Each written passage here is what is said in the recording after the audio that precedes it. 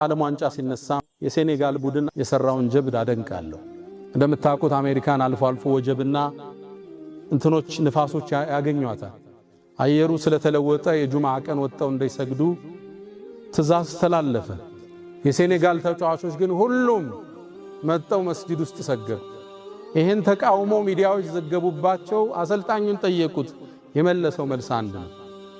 እናንተ ዝናቡን፣ ቸነፈሩን፣ ንፋሱን ፈራችሁ፣ እኛ ደግሞ ሰማይና ምድርን የፈጠረውን ቸነፈሩንና ንፋሱን የፈጠረውን አላህን ፈርተን ወደ መስጂድ መጣን አለ።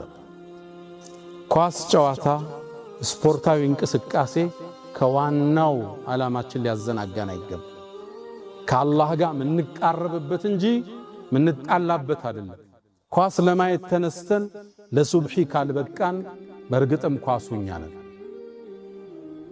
يا من تحبون النبي محمد صلوا عليه وسلموا طول المدى فصلاتكم وسلامكم نورا لكم بأمسكم وبيومكم ولكم غدا إن الله وملائكته يصلون على النبي يا أيها الذين آمنوا صلوا عليه وسلموا تسليما.